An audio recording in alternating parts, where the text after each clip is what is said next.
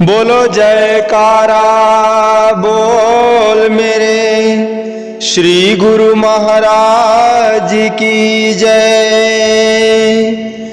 भक्ति दान प्रभु दीजिए, पद सरोज की धूर, सत्य नाम हृदय बसे, बाजे अनहद तूर।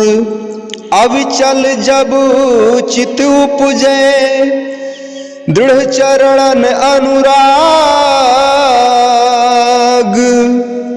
सुरति न बिछुड़े पल कहूँ, रहे चरण सूलाग।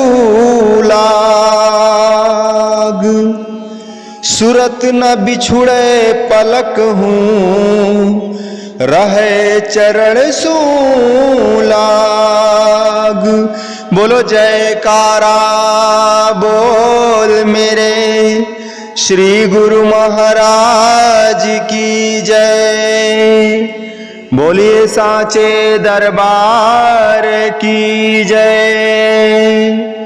श्री आनंदपुरवासी भगवान की जय।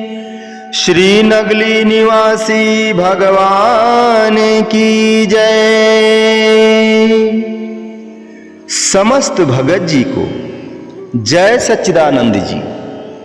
भगत जी, इस चैनल को सब्सक्राइब कीजिए, वीडियो को भी लाइक कीजिए और इस वीडियो को ज्यादा से ज्यादा गुरुमुखों के पास शेयर कीजिए, ताकि यह भक्तिमय सत्संग समस्त गुरुमुख जन तक पहुंच सके और सभी गुरुमुख जन इस भक्तिमय सत्संग को सुनकर लाभ प्राप्त करें। जय सच्चिदानंद भगत जी।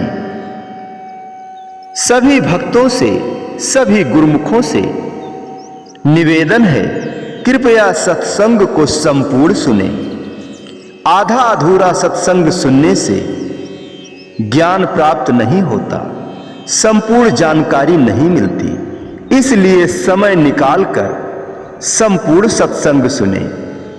सत्संग सुनने से मन के विकार दूर होते हैं और मन, चित्त, समस्त भाव निर्मल हो जाता है। और जब समस्त भाव, मन, चित्त सब जब निर्मल हो जाता है, तो प्रभु की भक्ति करने में मन लगता है। मन सांसारिक विषय वासनाओं में नहीं भागता।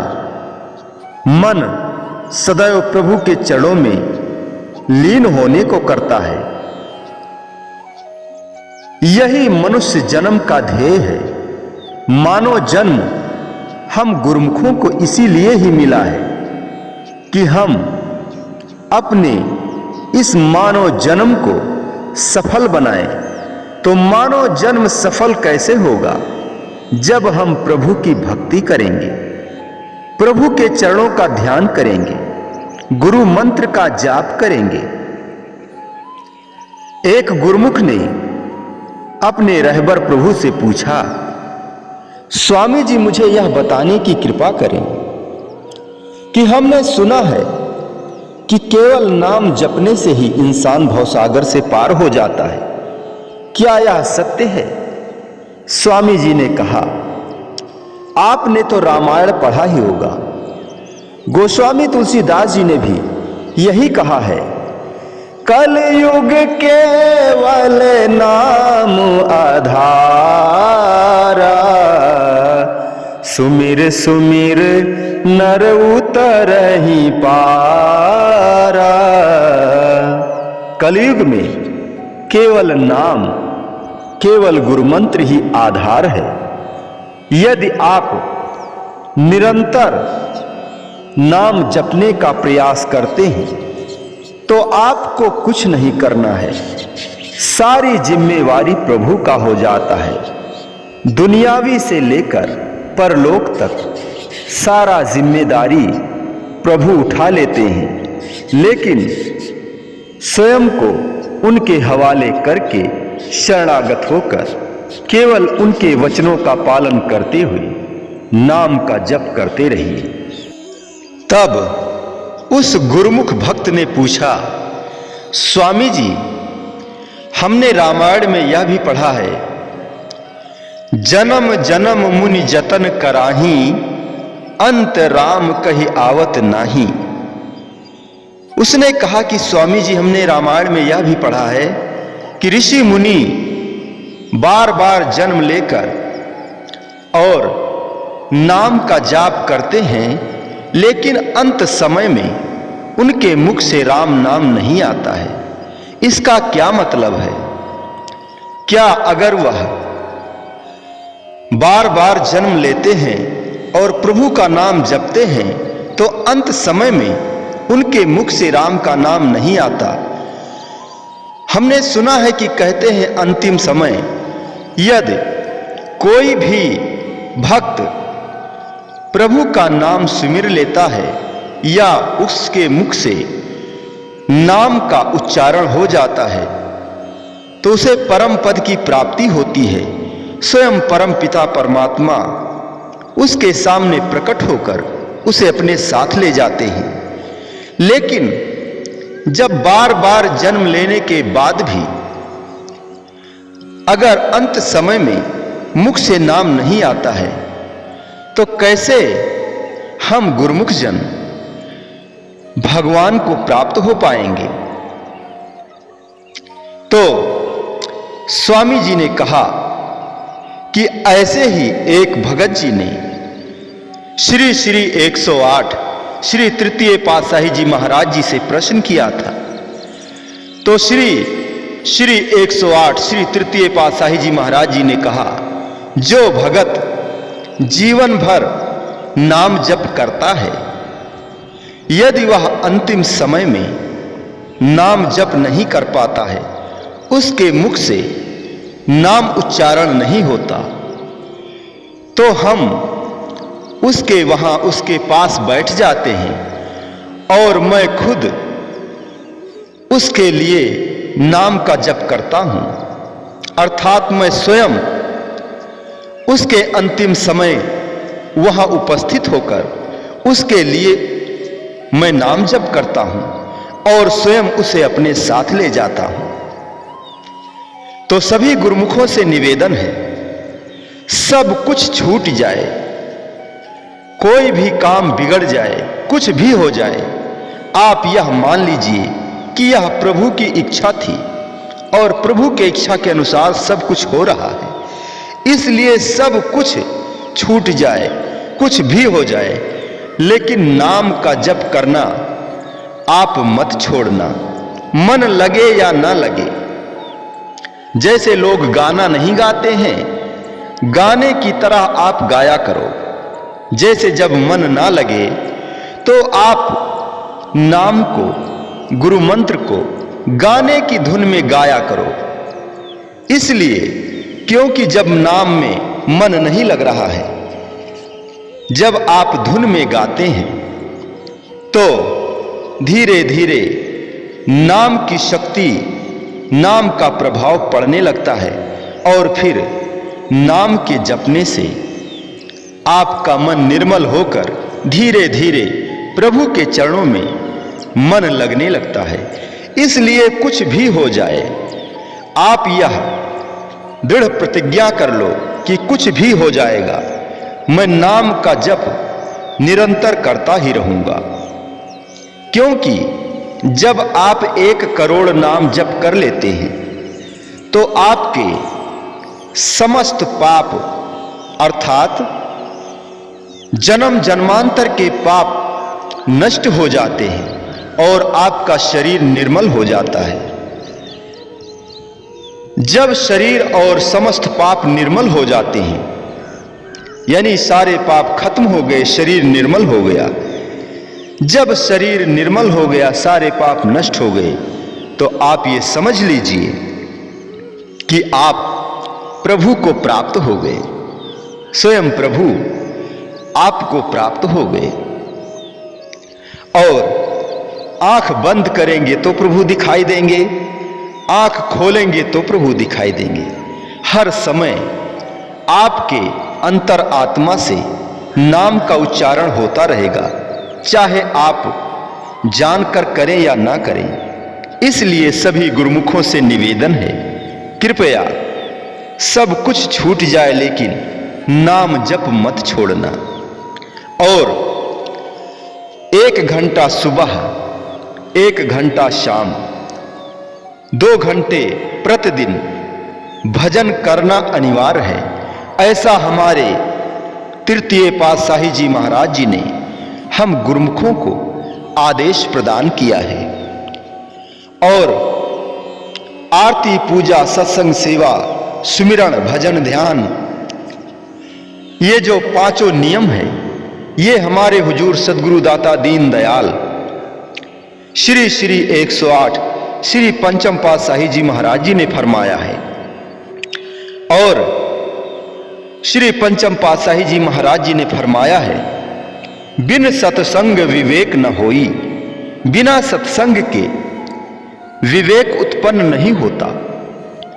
साधु संग करना, संतों के बीच में जाना, सत्संग का किताब पढ़ना, सत्संग सुनना, सत्संग सुनने से ही मन निर्मल होता है और विवेक की प्राप्ति होती है। जब तक विवेक प्राप्त नहीं होता तब तक आप परमार्थ के पथ पर आगे नहीं बढ़ सकते, क्योंकि आपका साधु संतों के पास जाने का मन ही नहीं करेगा। आपका मन सांसारिक दुनिया में, लोभ में और धन ऐश्वर्य के चक्कर में पड़ा रहेगा। लेकिन मनुष्य जन्म का उद्देश्य यह नहीं है। मनुष्य जन्म का उद्देश्य तो प्रभु की प्राप्ति करना है। हमारे हुजूर सदगुरु दाता दीन दयाल श्री पंचम पातशाही जी महाराज जी फरमाते हैं, दुनिया के काम बेशक करो, उसमें कोई रोक टोक नहीं है, लेकिन इतना ख्याल रखो कि प्रभु ने हमें मनुष्य जन्म किस लिए दिया है। इसीलिए दिया है कि हम प्रभु को प्राप्त करें। पता नहीं कितने करोड़ों वर्षों से हम 84 लाख योनियों में, 84 लाख योनियों के चक्रों में फंसे रहे, लेकिन प्रभु हम जीवों पर दयाल होकर के, कृपा करके हमें मानुष जन्म दिया है। इसीलिए जी दिया है कि हम प्रभु को प्राप्त करें। केवल मनुष्य जन्म ही एक ऐसा जन्म है जिसमें आप भक्ति करके परमार्थ पथ पर चलकर परमात्मा को प्राप्त कर सकते हैं। यानी कि जिन देवी देवताओं की हम पूजा करते हैं, वह भी मनुष्य जन्म के लिए तरसते हैं। श्री रामचरितमानस में लिखा है, बड़े भाग मानुष तन पावा, सुर दुर्लभ सद ग्रंथन गावा। अर्थात बड़े भाग्य से मनुष्य का जन्म मिला है। सुर दुर्लभ अर्थात देवताओं के लिए भी दुर्लभ है। देवता भी मनुष्य जन्म पाने के लिए तरसते हैं। वे भी यह चाहते हैं कि मुझे भी मनुष्य जन्म मिल जाए और मैं भी भक्ति करके परमात्मा को प्राप्त करूं, क्योंकि देवताओं की रहनी सहनी केवल स्वर्ग तक है, लेकिन हमारे प्रभु धुरधाम सत्यलोक में रहते हैं। इसलिए हम गुरुमुखों का यह प्रण करना होगा। इसलिए हम गुरुमुखों को यह प्रण करना होगा कि चाहे सब कुछ छूट जाए, कुछ भी हो जाए, कितने भी संकट परेशानी या कोई भी दिक्कत आ जाए, किंतु नाम का जप नहीं छोड़ना है। इसलिए नाम का जप कब होगा? जब आपके अंदर भक्ति जागेगी। भक्ति कब जागेगी? जब आप सत्संग सुनेंगे। इसीलिए सभी गुरुमुखों से मैं निवेदन करता हूं कि समय निकालकर 1 घंटे का सत्संग रोज सुना करें। सुबह और शाम जब आप सत्संग सुनेंगे तो सत्संग का प्रभाव आपके मन पर पड़ेगा और जब सत्संग का प्रभाव आपके मन पर पड़ेगा तो आपके अंदर भक्ति करने की इच्छा जागृत होगी।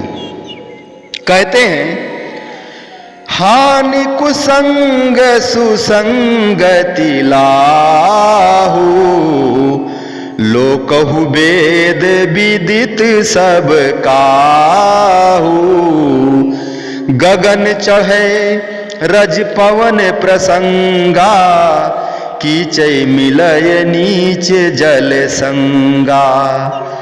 संसार में प्रत्येक स्थान पर पग पग पर संगति का प्रभाव दृष्टिगोचर होता है। अग्नि की जिस छोटी सी चिंगारी को हम तुच्छ एवं साधारण कहते हैं, उसे यदि पवन की संगति अथवा सहायता प्राप्त हो तो वह क्षणों में ही आकाश के साथ बातें करने वाली प्रचंड ज्वाला में परिवर्तित हो जाती है और जंगल के जंगल, नगर के नगर फूंक कर भस्म कर देती है। क्षुद्र धूलि जो पैरों तले रौंदी जाती है, यदि वह वायु का संग प्राप्त कर ले तो उसे पंख लग जाते हैं और आकाश को छूने लगती है। वर्षा की निर्मल बूंद जो आकाश से उतरती है, भूमि पर आकर धूलि की संगति के प्रभाव से वह कीचड़ बन जाती है तथा सबके पैरों तले रौंदी जाती है। वह आकाश से उतरकर नीच संगति में पड़ी और नीच बनी, परंतु वही बूंद जो कीचड़ का रूप धारण कर गई है, जब सूर्य की किरणों की संगति को प्राप्त करती है तो उस ताप को पाकर वाष्प में परिवर्तित होकर पुनः आकाश पर जा चढ़ती है। गंवार और अनपढ़ लोग विद्वानों की संगति से प्रकांड पंडित बन जाते हैं तथा साधारण मनुष्य भी गुणवानों एवं कलाकारों की संगति पाकर कारीगर अथवा गुणी बन जाते हैं। कहने का प्रभाव यह कि भली बुरी संगति का शुभ अशुभ प्रभाव सर्वत्र प्रकट होता है तथा यह सर्वविदित ही है। जैसी संगति की जाएगी वैसा ही प्रभाव पड़ना अनिवार्य है। इसीलिए संतों ने बार बार इस बात पर जोर दिया है कि सदा सत्संगति करनी चाहिए, जिससे कि मन में शुभ एवं सात्विक विचारों तथा सद्गुणों का संग्रह होता रहे। संत तुलसीदास जी का कथन है कि जिसने जैसी संगति की है उसे वैसा ही फल प्राप्त हुआ है। जैसे जिन जैसी संगत करी तिन तैसो फल लीन, कदली सीप भुजंग मुख एक बूंद गुड़ तीन, सीप गयो मोती भयो, कदली भयो कपूर, अहिमुख गयो तो विष भयो, संगति को फल सूर। संतों के वचन है कि एक स्वाति बूंद भिन्न भिन्न आधारशिला को पाकर भिन्न भिन्न रूप धारण कर लेती है। सत्य है कि जो जैसी संगति में निवास करता है उसे फल भी उसी के अनुसार प्राप्त होता है। सज्जनों की संगति में रहेगा तो वह स्वयं ही भद्र बन जाएगा और यदि दुर्जनों के बीच निवास करेगा तब उसका श्रेष्ठ बनना असंभव है। स्वाति नाम का एक नक्षत्र होता है, उसका उदय वर्षा ऋतु में होता है। अब प्रकृति का यह नियम है कि जब स्वाति बूंद सर्प के मुख में चली जाए तो वह विष बन जाती है। यदि वही बूंद केले पर पड़ जाए तो कपूर बन जाती है। यदि वही बूंद समुद्र तल पर तैरती हुई सीप के भीतर चली जाए तो वह मोती का रूप धारण कर लेती है। भाव यह कि एक जल बिंदु सीप को पाकर मोती की शोभा धारण कर लेता है, केले के पौधे पर गिरकर कपूर की सुगंधी पा लेता है, और यदि भुजंग के मुख में अर्थात सांप के मुख में पहुंच गया तो विष बन जाता है।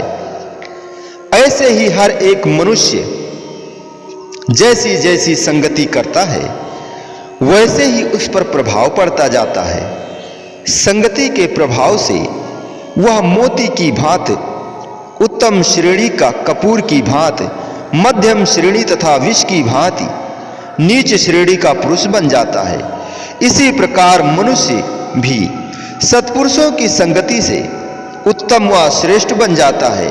यह केवल संगति का ही प्रभाव है। जैसे एक कथा है, अशोक नाम का एक व्यक्ति था। वह प्रतिदिन मंदिर में जाता और प्रातः व सायंकाल दोनों समय आरती, पूजा, भजन अभ्यास नियम पूर्वक करता था, परंतु अपनी व परिवार की उदर पूर्ति वह चोरी करके करता था। भगवान के मंदिर में लोग उसे प्रतिदिन देखते और साथ साथ वो इस बात से भली भांति परिचित थे कि वह चोरी करता है। इसलिए पुजारी व मंदिर में आने जाने वाले लोग उसे घृणा की दृष्टि से देखते थे। वह मन ही मन अत्यधिक क्रोधित होता था, क्योंकि जीव की यह स्वाभाविक प्रवृत्ति है कि दूसरों के गुण और अपने अवगुण उसे शीघ्र दिखाई नहीं देते। दूसरों के गुण और अपने अवगुण उसे शीघ्र दिखाई नहीं देते। वह अपने मन में यह सोचता था कि मैं भगवान का भक्त हूँ, दोनों समय मंदिर में जाता हूँ, परंतु लोग मेरा सम्मान क्यों नहीं करते।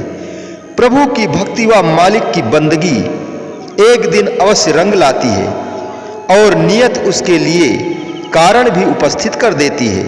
उसी मंदिर में एक दिन एक महात्मा जी का आगमन हुआ। संतों महात्माओं के आगमन का उद्देश्य यही होता है कि भूले भटके जीवों को उनका वास्तविक मार्ग दर्शाना।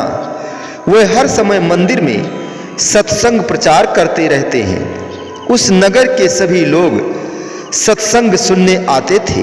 अशोक भी उनमें उपस्थित था। सत्संग श्रवण करते करते उसके भाग्य उदय हुए अथवा पूर्व जन्म के शुभ संस्कार जागृत हो उठे। उसने महात्मा जी के चरणों में विनय की, प्रभु, मैं नित्य प्रत मंदिर में जाता हूँ, भगवान का पूजन अर्चन भी नियमित रूप से करता हूँ, परंतु मन को शांति की उपलब्धि नहीं होती। संत महापुरुष अंतर्यामी जानते तो सब कुछ है, परंतु नर लीला करने हेतु वे जीव के मुंह से कहलवाते हैं। उन्होंने भक्त से पूछा, तुम अपने परिवार का जीवन निर्वाह कैसे करते हो? सत्य को पाने के लिए असत्य का त्याग तो करना ही पड़ता है। उसने तुरंत अपना समस्त कार्य व्यवहार बतला दिया। महात्मा जी सत्य वार्ता सुनकर मौन हो गए। थोड़ी देर पश्चात कहा, प्रेमी, तुम्हारे प्रश्न का उत्तर हम कल देंगे। वह प्रेमी आज्ञा शिरोधार कर घर को लौट गया। दूसरे दिन उसी नियत समय पर वह भक्त मंदिर में आया और महात्मा जी को अत्यंत श्रद्धा पूर्वक प्रणाम किया। सत्संग प्रचार का प्रवाह चल रहा था, इसलिए उन्होंने उससे कहा, तुम बैठ जाओ, तुम्हारा प्रश्न हमें स्मरण है। सत्संग समाप्त करने के पश्चात तुम्हें उत्तर देंगे। सत्संग समाप्त हुआ, सारी सभा विसर्जित हो गई। तब महात्मा जी ने उस भक्त को अपने निकट बुलाया तथा सामने की ओर संकेत करते हुए पूछा कि वह कौन सा वृक्ष है? प्रेमी ने उत्तर दिया, प्रभु, यह कीकर का पेड़ है। महात्मा जी ने पुनः प्रश्न किया, यदि इसके स्थान पर हमें सेब का वृक्ष लगाना हो तो कैसे लगाएंगे? प्रेमी भक्त ने उत्तर दिया, महाराज, यह तो सीधी सी बात है कि पहले इस कीकर के पेड़ को समूल निकाल देंगे, मिट्टी से उसकी जड़ें बिल्कुल निकालकर गहराई करके भूमि से नरम बना देंगे। इसके उपरांत खाद आदि डालकर सेब का पौधा लगाया जाएगा, परंतु पौधा लगा देने भर से ही सेब की प्राप्ति नहीं होगी, अपितु समय समय पर पानी व खाद दी जाएगी और आवश्यकता अनुसार गुड़ाई भी करनी होगी। तब कहीं जाकर उसमें फूल लगने आरंभ होंगे। पौधा बड़ा होने तथा फल लगने के पश्चात उसकी निगरानी करना भी अनिवार्य है, नहीं तो पशु पक्षी उसे नष्ट कर देंगे। अस्तु पशुओं से सुरक्षित रखने के लिए बाढ़ और पक्षियों से बचाने के लिए पहरा देना भी आवश्यक हो जाता है। इतनी सेवा करने के बाद ही सेब प्राप्त होगा। महात्मा जी उस प्रेमी की बात सुनकर मुस्कुराए और फरमाया, इसी प्रकार तुम भी अपने दुष्कर्मों अथवा बुरे संस्कारों का परित्याग करके भक्ति रूपी पौधा लगाओ।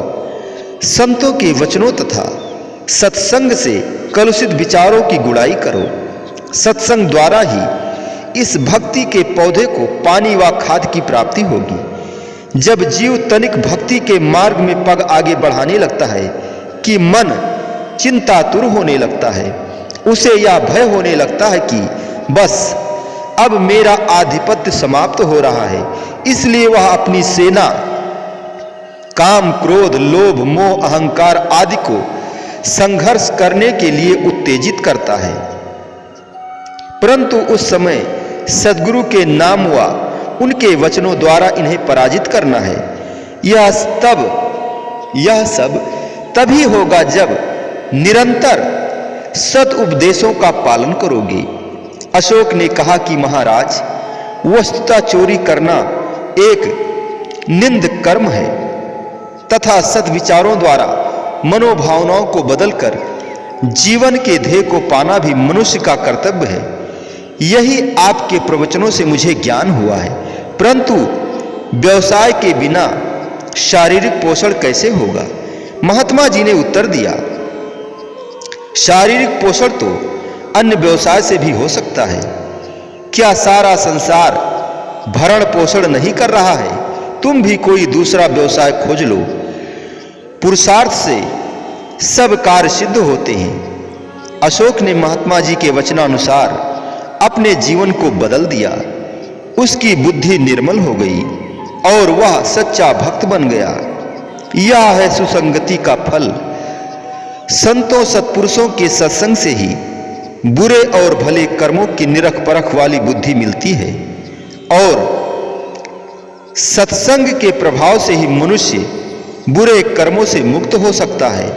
परम संत श्री कबीर साहब जी का वचन है, कंचन भव पारस परसी बहुर न लोहा होय, चंदन बास पलास विधि ढाक कहे नहीं कोय। लोहा जब कहीं पारस मणि का स्पर्श पा गया वह सोना ही बन गया। लोहा ना कहलाकर सोना ही कहलाने लगा। ऐसे ही चंदन के कानन में यदि ढाक का वृक्ष हो तो उसके रोम रोम में चंदन की सुगंधी ऐसे धंस जाती है कि वह ढाक रहता ही नहीं, मलया का रूप धारण कर लेता है। यह होता है प्रभाव उत्तम प्रकृति के लोगों की संगति का।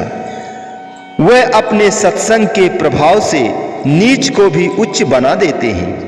वही संगति अस्तुत्य एवं आदरणीय है। उसी को सत्संग अथवा शुभ संगति कहा जाएगा। कहाँ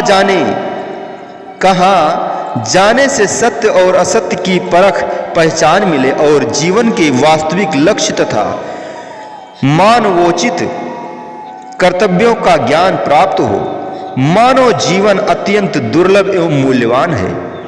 इसे शरीर और इंद्रियों से संबंधित धंधों में ही व्यर्थ खो देना उचित नहीं। यह मानव शरीर हमें जिस विशेष एवं उत्तम लक्ष्य की सिद्धि के निमित्त प्राप्त हुआ है वह तो आत्म विकास तथा भक्ति परमार्थ को प्राप्त करने से ही सिद्ध हो सकता है। इस तथ्य का ज्ञान जिस संगति में हो वही सत्संगति है। मानव प्रायः शारीरिक तथा लौकिक भोगेश्वर की प्राप्ति को ही जीवन का ध्येय मानकर प्राणपन से उसी में जुटा रहता है, किंतु जीवन का ध्येय यही तो नहीं, वरन आत्म उन्नति के उच्चतम शिखर पर पहुंचना ही मानव का ध्येय है और होना भी चाहिए। सत्य तो यह है कि इस सत्य का ज्ञान सत्संग के बिना अन्यत्र प्राप्त नहीं हो सकता। जैसे गोस्वामी तुलसीदास जी ने भी यही कहा है, बिन सत्संग विवेक न होई, राम कृपा बिन सुलभ न सोई। गोस्वामी तुलसीदास जी श्री रामचरितमानस में लिखते हैं कि सत्संग के बिना मनुष्य को विवेक अर्थात सत्य असत्य का ज्ञान प्राप्त नहीं होता तथा मालिक की कृपा के बिना सत्संग की प्राप्ति सुलभ नहीं है। भले बुरे की परख, लाभ हानि में भेद, अपने पराये की समझ तथा जीवन के वास्तविक लक्ष्य का ज्ञान, यह सब सत्संग से ही प्राप्त हो सकते हैं। विवेक की प्राप्ति का संतों ने सत्संग के बिना अन्य कोई साधन नहीं बतलाया। इसलिए सत्संग का प्राप्त होना परम सौभाग्य का चिन्ह माना जाता है। जब कभी उत्तम संयोगवश संतों महापुरुषों की दुर्लभ संगति का अवसर प्राप्त हो तो समझना चाहिए कि सुप्त भाग जागा है तथा मालिक की विशेष दया हुई है। विचारधारा तथा चित्तवृत्ति को माया, मोह, ममता, अहंता, राग, द्वेष आदि से हटाकर परमार्थिक कार्यों तथा भक्ति की ओर उन्मुख करने में सत्पुरुषों का सत्संग जादू सा प्रभाव रखता है। जन्म जन्मांतरों से जीवात्मा गफलत, प्रमाद तथा अज्ञान के जिन आवरणों तले दबी पड़ी है, वह आवरण सत्संग द्वारा ही हटाए जा सकते हैं, अन्यथा नहीं। सत्संग की महिमा का गायन करते हुए गोस्वामी तुलसीदास जी लिखते हैं कि बड़े ही सौभाग्य से सत्संग का संयोग प्राप्त होता है, जिससे कि संसार के सभी क्लेश और चिंताएं बिना किसी विशेष परिश्रम के स्वतः नष्ट हो जाती हैं। इन सब विपत्तियों के विनाश के लिए किसी अन्य साधन की आवश्यकता नहीं होती। सत्संग ही लाख साधनों का वह एक साधन है जो चिंता, शोक, क्लेश और अशांति का समूल नाश कर सकता है। सत्संग एक ज्योति स्तंभ के समान है, जिसका दिव्य प्रकाश अज्ञान तथा भ्रम के घोर अंधकार को मिटाने का एकमात्र उपाय है। किसी स्थान में यदि घनघोर अंधकार परिव्याप्त हो तो उसे नष्ट करने का एकमात्र उपाय यही है कि वहां प्रकाश कर दिया जाए। फिर वह अंधकार चाहे कितने दीर्घ काल से ही वहां अपना आधिपत्य स्थापित किए हो, प्रकाश किरण के आते ही उसका विनाश सुनिश्चित है। इसी प्रकार जब सत्संग के प्रताप से घट में विवेक रूपी ज्योति प्रज्वलित हो जाती है, तब मोह, अज्ञान, भ्रम आदि का अंधकार स्वतः विलीन हो जाता है। अंधेरे का लाभ उठाकर लूट मार मचाने वाले चोर, दस्यु आदि जिस प्रकार प्रकाश को देखते ही सिर पर पांव रखकर भाग निकलते हैं, वैसे ही मानव के अंदर लूट खसूट तथा उपद्रव मचाए रखने वाले दुष्ट काम, क्रोध, लोभ, मोह, अहंकार, आशा, तृष्णा, राग, द्वेष आदि जो चोर लुटेरे हैं, सत्संग द्वारा घट में विवेक एवं भक्ति का प्रकाश होते ही अपना डेरा कूच कर जाते हैं तथा फिर कहीं खोजने से भी इनका पता नहीं मिलता। इसी आशय पर संतों ने कहा है कि साध संग में चांदना, सकल अंधेरा और सहजो दुर्लभ पाइए, सतसंगत में ठौर। संत सहजो बाई जी का कथन है कि एकमात्र सत्संग में ही उज्जवल प्रकाश है।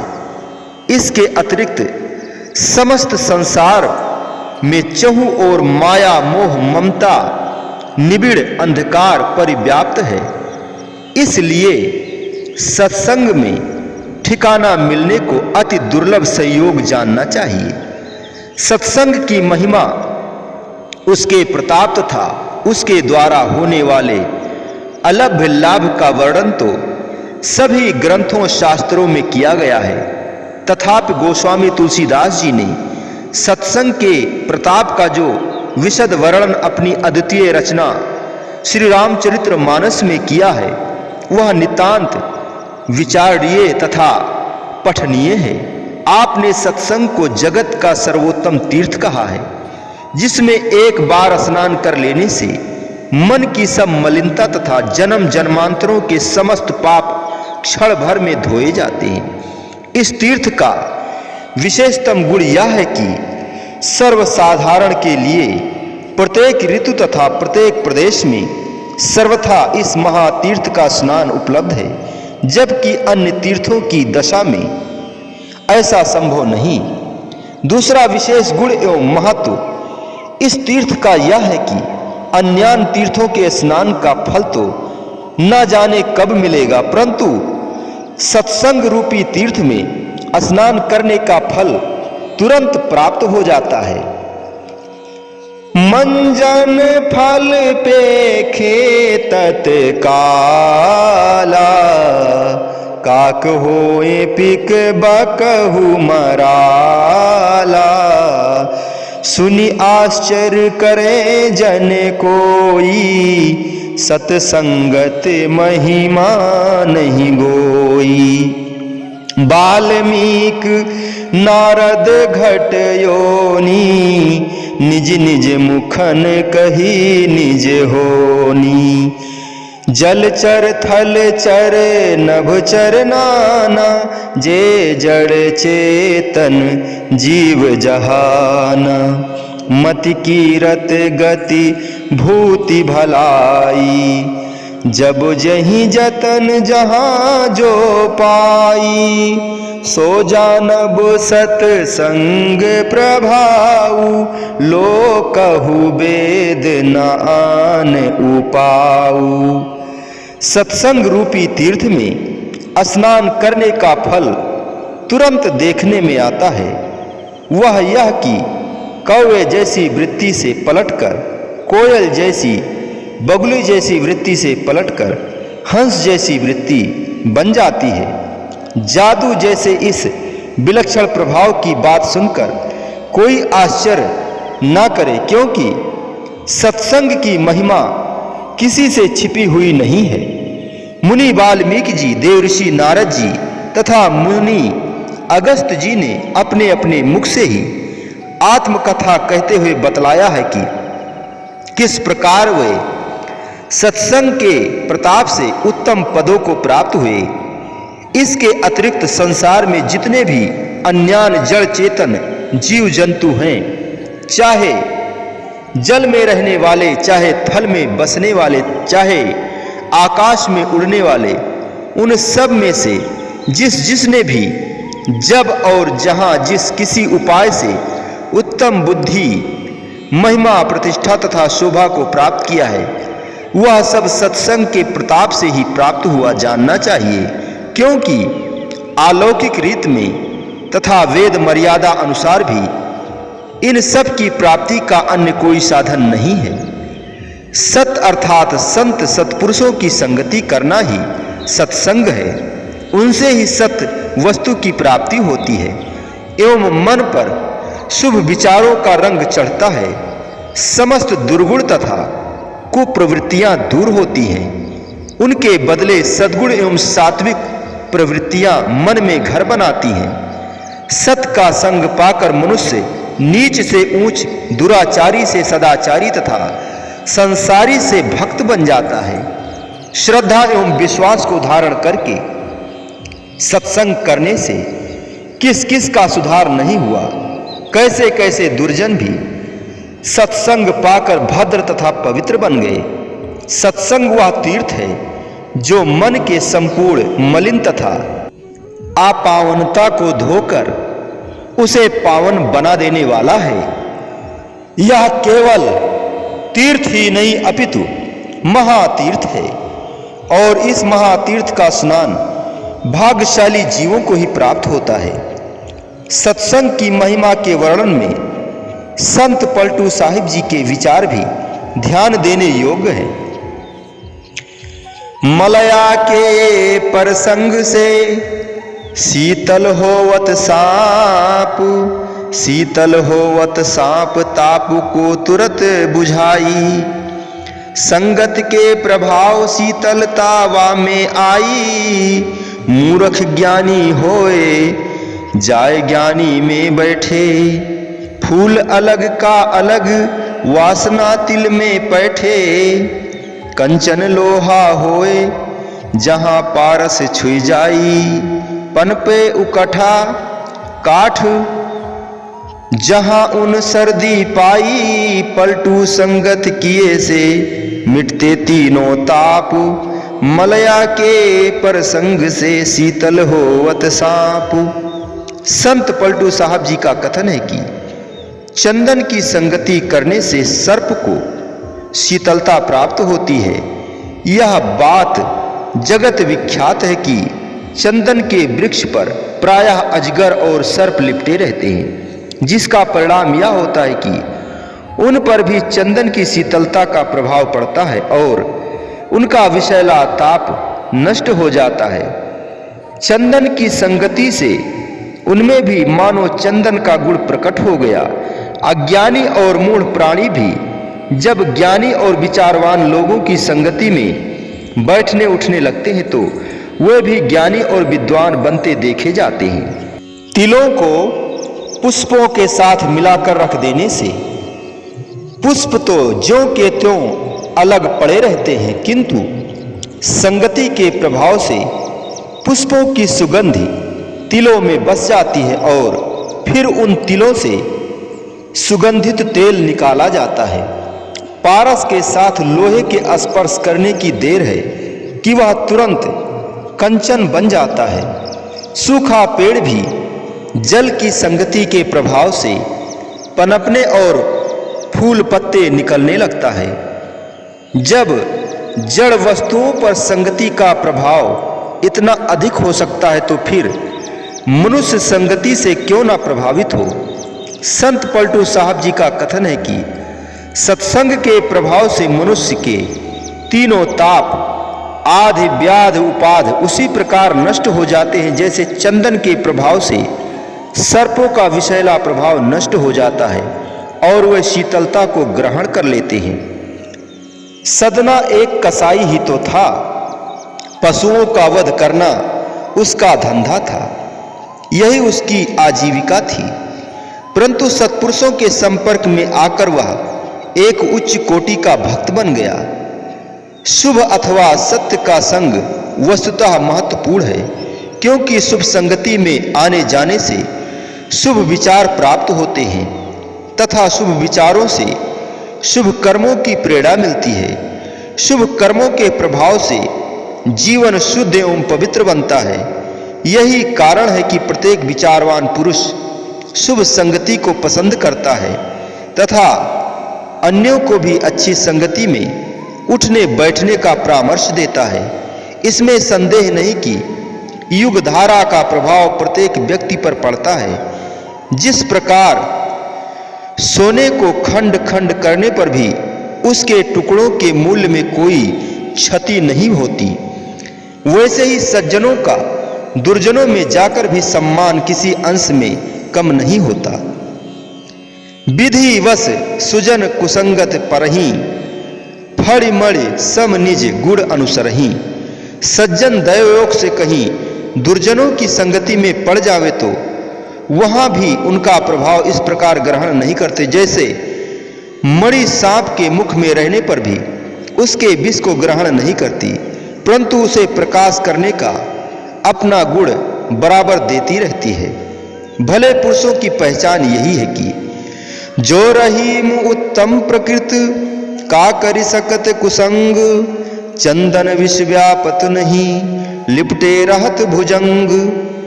कवि रहीमदास जी अपनी वाणी में कथन करते हैं कि चंदन का वृक्ष सर्पों के लिपटे रहने पर भी विषैला नहीं होता, इसी प्रकार सज्जनों पर भी कुसंगति का प्रभाव नहीं पड़ता। जीव साधारणता जगत में संसारी पुरुषों की संगति में रहते हैं। इस सांसारिक संगति में रहने से जीव के मन पर जो इंद्रियों के विषयों की आसक्ति के विचारों का प्रभाव पड़ा है वह इसके मन में बस चुका है। इसी संगति के परिणाम स्वरूप काम, क्रोध, लोभ, मोह, अहंकार, राग, द्वेष, ईर्ष्या, घृणा तथा तृष्णा आदि अनेकानेक दोष इसके अंतर में बस गए हैं। ऐसा कभी न समझना चाहिए कि मनुष्य में यह दोष अथवा अवगुण केवल स्वभावजन्य एवं प्राकृतिक ही है। नहीं, यह सब वस्तुतः संसार की दीर्घकालीन संगति का परिणाम भी है। इसका तो कोई अनुमान ही नहीं कि न जाने कितने जन्मों से सांसारिक कामनाओं तथा विषय वासनाओं के वातावरण में यह प्राणी पोषित होते आ रहे हैं। सत्संग के प्रताप से ही प्राणी कुमार्ग से सन्मार्ग की ओर तथा दोषों के बदले सद्गुणों की ओर अग्रसर हो सकते हैं। अतः इससे यह स्पष्ट होता है कि सत्संग ही जीव के कल्याण का एकमात्र श्रेष्ठ साधन है। सत्संग क्या है, इसका उत्तर श्री गुरु नानक जी महाराज जी इस प्रकार देते हैं। सत्संगत कैसी जाड़िए, जिथे एको नाम वखाड़िए। अर्थात सत्संगति में केवल हरि चर्चा, नाम और भक्ति की महिमा तथा मालिक के सुमिरण भजन की वार्ता होती है तथा इसके प्रभाव से चित्त में मालिक के प्रेम के भाव जागृत होते हैं। सत्संग उसी को कहते हैं जहां अन्यान सांसारिक तथा शारीरिक इंद्रिय संबंधी बातें न हो, अपितु जहां प्रेम, भक्ति एवं परमार्थ की ही वार्ता हो। संसारी लोगों की संगति में यदि हम जाकर बैठे तो वहां संसारी धंधों की, शारीरिक भोग विलास की तथा इंद्रियों के विषयों की ही बातें सुनने में आएगी। यह तो समझा ही जा सकता है कि इनका मन पर क्या प्रभाव पड़ेगा। यही कि संसार और इंद्रियों की आसक्ति क्षण प्रतिक्षण दृढ़ होती जाएगी, मोह लोभ में वृद्धि होगी, आशा तृष्णा के बंधन कसते जाएंगे। दूसरी ओर सत्संग में जाने से क्या होगा, यह कि मोह और आसक्ति के बंधन ढीले पड़ते जाएंगे, वासना वृत्ति और सांसारिक विचारों से चित्त उपराम होगा, तो स्वभावतः मालिक के सुमिरण भजन की ओर आकृष्ट होगा और प्रेम भक्ति में रुचि उत्पन्न होगी। क्योंकि यह एक अटल नियम है कि मनुष्य के चित्त में एक न एक लगन तो रहती ही है। अर्थात या तो मन में विषयों की आसक्ति रहेगी या फिर वह प्रभु की भक्ति की ओर आकृष्ट होगा। मन की यही तो विशेषता है कि इसे जिस ओर आकृष्ट करो यह तुरंत उसी ओर आकृष्ट होगा तथा फिर वही का होकर रह जाएगा। संतों ने इसे निर्मल जल के समान कहा है। जैसे निर्मल जल में जो भी रंग डाला जाए वह तुरंत उसे ग्रहण कर लेता है, इसी प्रकार मन पर भी जो रंग चढ़ाना हो, जो रंग चढ़ाना चाहो वही उस पर चढ़ जाएगा। चाहो तो इस मन को भक्ति व प्रेम के रंग में, चाहो तो इस मन को भक्ति व प्रेम के रंग में डुबा लो, यदि चाहो तो इस पर विषय विकारों का रंग चढ़ा लो। यह सब अपने अधिकार में है। इसी नियमानुसार जब मन पर सत्संग का प्रभाव पड़ेगा तो प्रेम भक्ति का रंग चढ़ना अनिवार्य है। इसके साथ ही विषय विकारों की आसक्ति नष्ट होगी और मन में शुद्धि तथा निर्मलता आती जाएगी। दुख, क्लेश, चिंता आदि के उत्पादक विचारों के बदले सुख, शांति और आनंद को जन्म देने वाले विचार चित्त में स्थान बनाते जाएंगे। सत की संगति करने का अभिप्राय ही यही है कि मन के विकारों का नाश हो और मालिक का प्रेम उत्पन्न हो, क्योंकि सत्संग में नाम, भक्ति और प्रभु प्रेम के अतिरिक्त अन्य बात ही नहीं होती। विचारवान मालिक की भक्ति से गुमराह लोगों की संगति कदाप नहीं करते, इसलिए कि कहीं अपना मन भी वैसा ना हो जाए। विषय विकारों में फंसे हुए लोगों की संगति से मन में विषयों की आसक्ति पैदा होगी और मालिक के प्यारे भक्तों अथवा वैरागवान पुरुषों एवं महान पुरुषों की संगति से मन में वैराग व प्रेम उत्पन्न होगा। महापुरुषों की एक ही पवित्र दृष्टि से जीव कुछ का कुछ बन जाता है, भव बंधन से छूट जाता है और निहाल हो जाता है। इस पर एक ऐसा दृष्टांत है जो आप सुनेंगे तो आपको अच्छा लगेगा। एक बार महात्मा जी कहीं जा रहे थे। मार्ग में जोरों की बरसात होने लगी। वर्षा से बचने के लिए वे एक मकान के छज्जे के नीचे रुक गए। उन्हें वहां बहुत देर तक रुकना पड़ा क्योंकि वर्षा का बेग थमने में ही नहीं आ रहा था। संयोगवश वह मकान किसी गणिका का था जो राज नर्तकी थी। अधिक देर तक पानी में भीगने के कारण महात्मा जी को ठंड लगने लगी और वे थर थर कांपने लगे। मारे सर्दी के उनके दांत कटकटाने लगे, बजने लगे। उसने जब देखा कि कोई महात्मा जी सर्दी से थरथराते तथा उसके मकान के छज्जे के नीचे खड़े हैं तो अपनी बांदी को भेजकर उसने भीतर बुलवाया। वह बांदी के साथ भीतर चले गए। महात्मा जी के दर्शन करते ही उसके पूर्व जन्म के शुभ संस्कार जागृत हो गए। उसने प्रथम पहनने के लिए महात्मा जी को सूखे वस्त्र दिए। पुनः अत्यंत श्रद्धा से उनके लिए स्वयं भोजन तैयार किया। इधर महात्मा जी ने आवास के रंग ढंग को देखकर बांदी से विदित कर लिया कि यह एक गणिका का गृह है। महात्मा जी ने वहां रात्रि भर ठहरना उचित न समझा और चलने को उद्यत हुए। इतने में वह भोजन परोस कर लाई और महात्मा जी को खाने के लिए अनुरोध किया। महात्मा जी ने कहा कि हमें मालूम न था कि यह एक गणिका का घर है। यदि हमें पहले पता होता तो हम यहाँ कदापि नहीं आते। अब भी हम ना भोजन ग्रहण करेंगे और ना ही यहाँ ठहरेंगे। हमें अभी यहाँ से जाना है। गणिका के मन से दर्शन मात्र से कलुषता का कुछ आवरण तो पहले ही हट चुका था और अब उसने महात्मा जी के चरणों में सिर रखकर पश्चाताप के आंसू बहाकर सारे मलिन को धो डाला। उसने रो रो कर विनय की, महात्मन, क्या गंगा में गंदी नालियां मिलकर पवित्र नहीं हो जाती? क्या गंगा उनको अपने में मिलाने नहीं देती? संत जन तो गंगा के समान निर्मल होते हैं और हम जैसे पापियों का उद्धार करने हेतु ही अवतरित होते हैं। तो आप इस ग्रह को पवित्र कर क्या इस तुच्छ जीव को पवित्र बनाने की कृपा न करेंगे? महात्मा जी ने उत्तर दिया कि जब गंदी नालियां गंगा जी में मिल जाती हैं तो वह अपने पहले रूप को खो देती हैं, तभी निर्मल गंगा कहलाने की अधिकारिणी बनती हैं। यदि तुम भी हमारे सतुपदेश से इस निंद कर्म का त्याग कर अपने जीवन को पवित्र बनाओ तो हम यहाँ ठहर सकते हैं। उसके पूर्व संस्कार तथा वर्तमान में महात्मा जी के प्रवचनों से पहले के विचार बदलकर भक्ति के विचार बन गए। उसके अत्यंत आग्रह तथा श्रद्धा के जागृत होने पर महात्मा जी ने भोजन किया। तदुपरांत कुछ समय सत्संग वृष्टि कर उन्होंने विश्राम किया और प्रातः होते ही वहां से चल दिए। सत्संग श्रवण करने के उपरांत शेष रात्रि उसको नींद न आई। वह अपने बीते समय पर पश्चाताप कालुष्य को धोती रही। महात्मा जी के सत्संग ने उसके संपूर्ण जीवन को बदल दिया। सवेरा हुआ, राज दरबार से उसके लिए निमंत्रण आया तो वह अपना सब श्रृंगार आदि उतारकर साधारण वस्त्र पहनकर घर से बाहर खड़ी थी। उसने राज दरबारियों से कहा, अन्नदाता से जाकर कह दीजिए कि अब मैं आपके राजमहल की दासी नहीं हूं।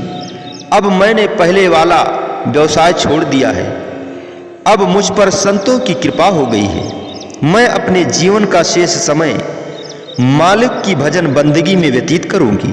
तदुपरांत उसने सारा जीवन मालिक की भजन बंदगी में व्यतीत किया। संतों महापुरुषों की घड़ी पल की संगति भी जीव को क्या से क्या बना देती है। पापी से पुण्यात्मा बन जाता है। इससे बढ़कर महानता का और क्या प्रमाण हो सकता है। आरंभ में तो जीवात्मा निर्मल जल की भांति होती है, उस पर जिस संगति का प्रभाव डाला जाए वह वही रूप बन जाती है। संगति का महान प्रभाव होता है, इसलिए महापुरुषों ने जीव को बार बार कुसंगति से बचने के लिए और अच्छी संगति ग्रहण करने पर जोर दिया है। संगति का कोई साधारण प्रभाव नहीं है, थोड़ा बहुत नफा नुकसान नहीं है, बड़े भारी हानि लाभ का प्रश्न है कि जहां जीव ने अपने आप को कुसंगति में डाला, उसी प्रकार के कर्म करके अपना जीवन बना लिया, जिसके परिणाम स्वरूप जीव 84 लाख योनियों का शिकार हो गया और जन्म जन्मांतरों के लिए अपने आप को दुखों क्लेशों में डाल दिया। इसके विपरीत अगर जीव को सुसंगति का अवसर मिल गया और उसने अपने जीवन को मालिक की भजन बंदगी, भक्ति, प्रेम और सच्ची सेवा में लगा दिया, तो उसका परिणाम भी सबको विदित ही है कि जैसे कि ऐसे मनुष्य जो सत्संग में रह करके सदाचारी, भक्तिवान और मालिक के सच्चे प्रेमी बन जाते हैं, वह केवल अपना जीवन ही सुखमयी और आनंदमयी नहीं बना लेते, बल्कि अपनी संगति में आने वाले हजारों लाखों को भी सच्चा सुख और आनंद प्रदान करते हैं। इसीलिए ही महापुरुषों ने कुसंगति से बचने के लिए और सुसंगति को ग्रहण करने के लिए वचन फरमाए हैं। कबीर संगत साध की जो की भूसी खाए, कबीर संगत साध की जो की भूसी खाए, खीर खाण भोजन मिले साकट संग न जाए। अर्थात कुसंगति का इतना भयंकर दुष्परिणाम होता है।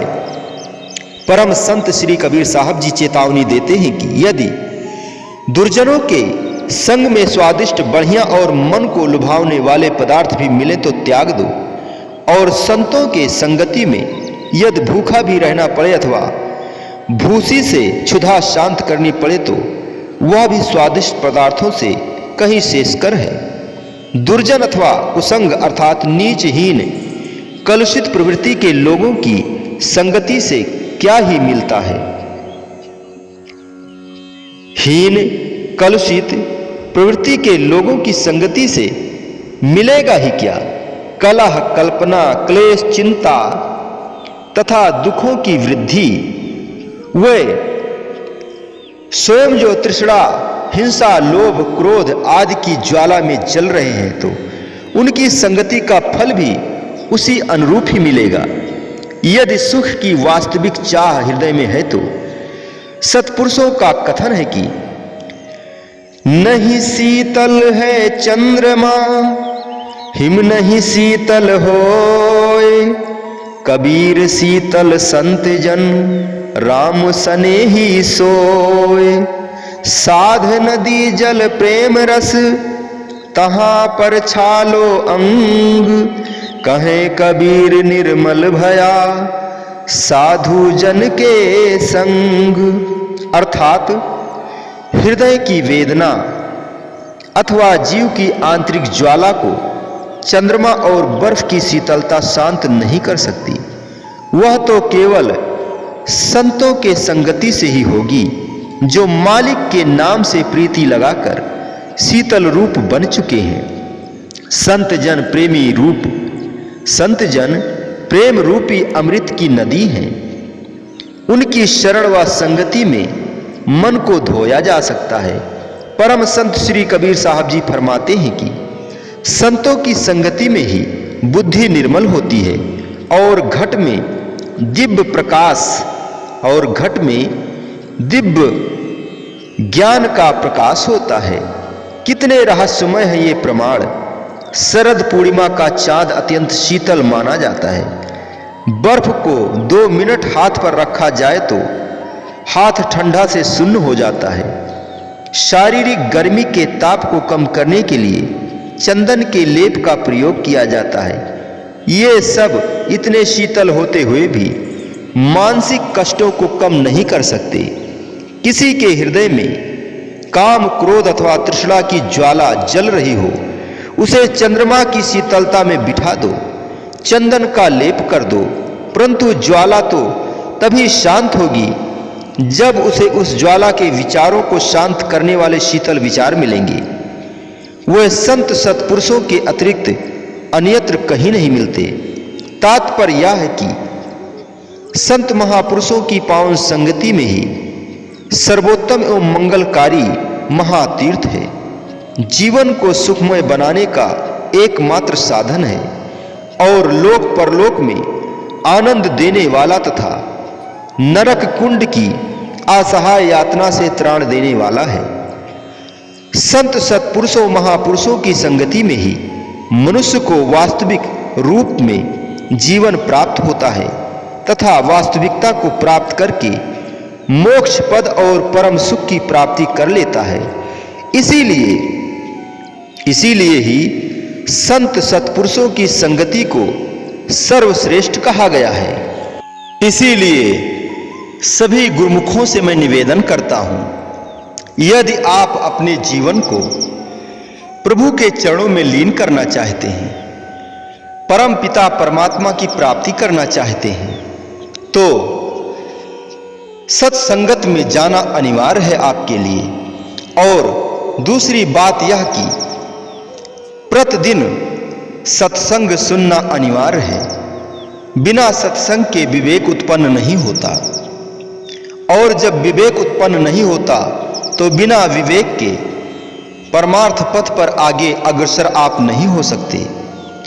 मानुष जन्म बेकार हो जाएगा यदि इसे गफलत में गंवा दिया, यदि इसे आलस्य में गंवा दिया।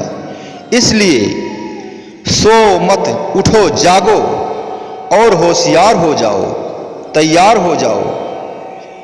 इस मानव जन्म को ऐसे ही व्यर्थ में मत गंवाओ। अपने जीवन का एक लक्ष्य बनाओ कि मुझे परमात्मा की प्राप्ति करना है, और बिना कि परमात्मा की प्राप्ति किए आपका कल्याण नहीं है। वैसे तो संसार में बहुत सारे जीव प्राणी हैं, वे भी भोजन करते हैं, सोते हैं, जल पीते हैं और अन्य क्रियाएं करते हैं। यदि उसी तरह मनुष्य भी करने लगा तो वह भी पशु पक्षियों के समान हो जाएगा। मनुष्य जन्म सबसे अनमोल और कीमती है। इस मानुष जन्म को व्यर्थ में ऐसे मत गंवाओ। हमारे हुजूर सद्गुरु दाता दीनदयाल जी ने जो हम गुरुमुखों को मार्ग दर्शाया है, हमें जो पांचों नियम दिया है, आरती पूजा, सत्संग सेवा, सुमिरन भजन ध्यान, यह हमें निभाना होगा, क्योंकि बिना गुरु की आज्ञा पर चले आपका कल्याण नहीं हो सकता।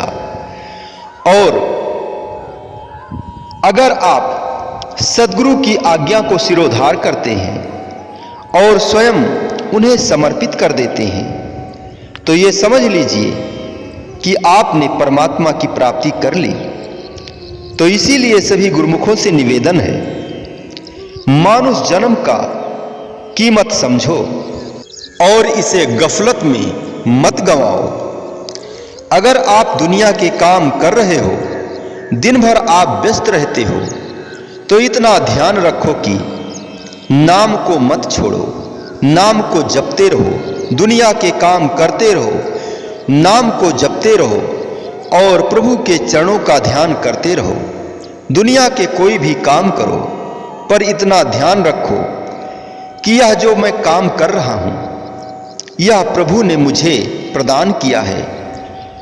एक एक घंटे पर जो भी कार्य आप कर रहे हैं, हाथ जोड़कर आप यह प्रार्थना करो कि हे प्रभु, 1 घंटा मैंने जो काम किया वह आपको समर्पित करता हूं, क्योंकि आपने ही मुझे यह काम सौंपा है।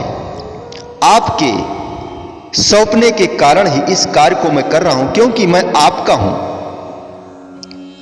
और हर समय यही ख्याल रखो कि मैं शरणागत हूं, मैं प्रभु को भेंटा हो गया हूं। जो प्रभु कराएंगे वह मुझे करना है। अपने मन से कुछ नहीं करना है, मन तो प्रभु का हो गया।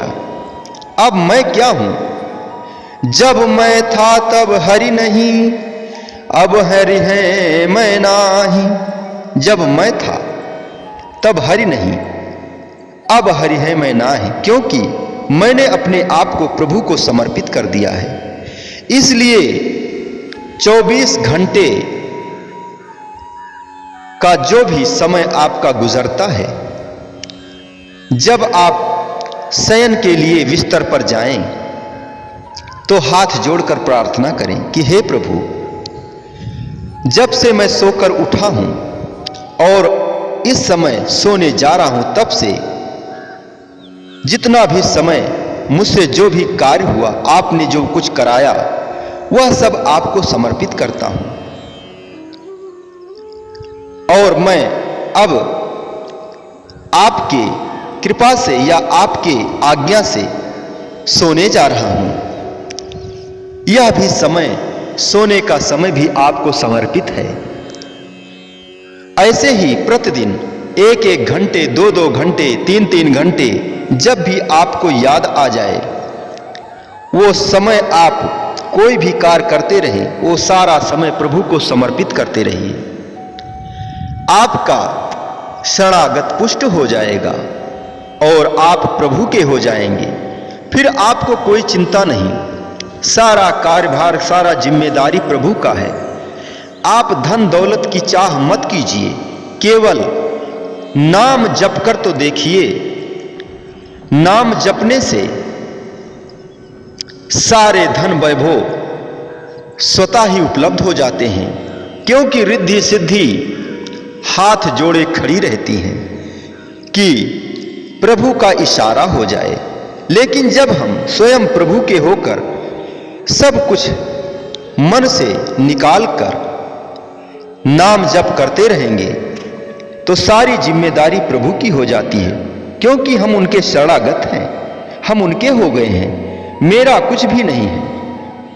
इसलिए जब सब कुछ छोड़कर हम नाम सुमिरण में लग जाते हैं, तो धन दौलत, ऐश्वर्य, खान पान, सब कुछ प्रभु की जिम्मेदारी हो जाती है। और वह इतना देते हैं कि आप मांगने पर भी नहीं पाते। इसीलिए इतना ख्याल रखिए कि नाम जप निरंतर करते रहिए। बोलो जयकारा बोल मेरे श्री गुरु महाराज की जय। बोलिए साचे दरबार की जय। श्री आनंदपुरवासी भगवान की जय। श्री नगली निवासी भगवान की जय। श्री सच्चिदानंद भगवान की जय। सर्व संत महात्मा की जय। सब भक्तन की जय। समस्त भगत जी को जय सच्चिदानंद जी।